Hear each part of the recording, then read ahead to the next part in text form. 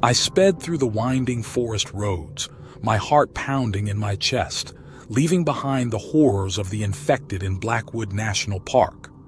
The memory of the violent and unpredictable individuals struck by the ominous virus was etched into my mind. They were more like rabid animals than human beings.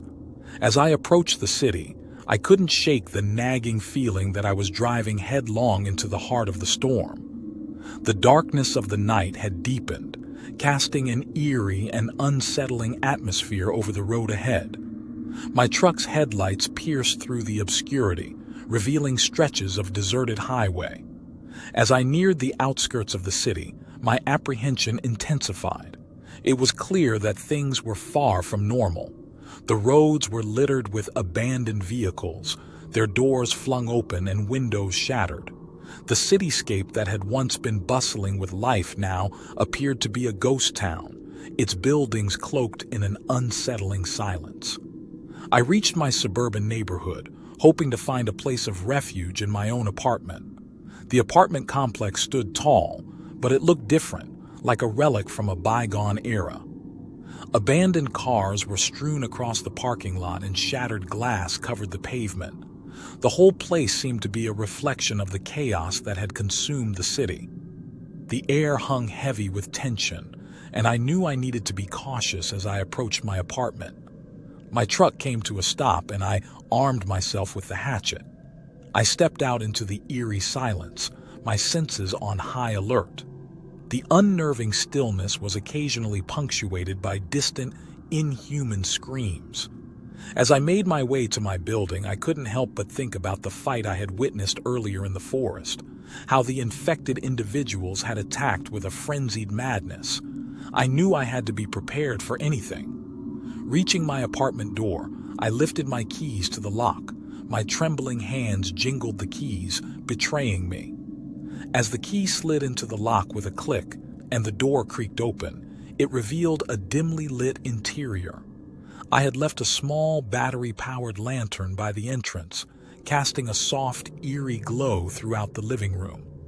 Just as I stepped inside, my senses on high alert, I heard shuffling and a low growl coming from behind. I swung around, my hatchet raised, and there he was, a disheveled man with a wild look in his eyes. The violent meningitis had consumed him. Without hesitation, the man lunged at me, his movements frenetic and unpredictable. I barely had time to react, swinging my hatchet down with all my strength. It connected with his shoulder, sending the infected man staggering backward as more of the infected rounded the corner. I didn't have time to finish him off. Instead, I slammed the door shut and locked it, hoping that the flimsy barrier would keep them at bay. They began pounding on my door. My heart was racing and I could feel a trickle of blood from a shallow wound on my arm. The encounter had left me shaken, and I realized that the violence I had witnessed in the forest was now at my doorstep. I took a moment to catch my breath and assess my surroundings.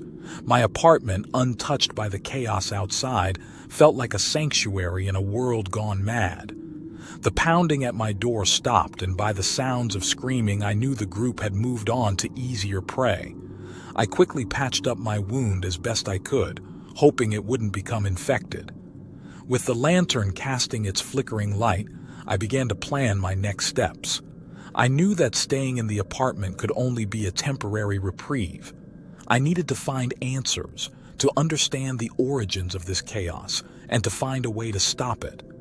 As I looked out of my window, I couldn't help but feel a sense of responsibility. I couldn't stand idly by while the world around me descended into madness.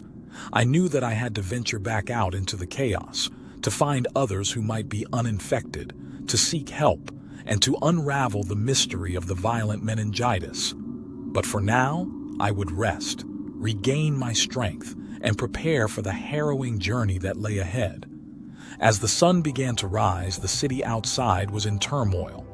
In the eerie stillness of my apartment, with the lantern still casting shadows on the walls, I knew that my life had changed irrevocably.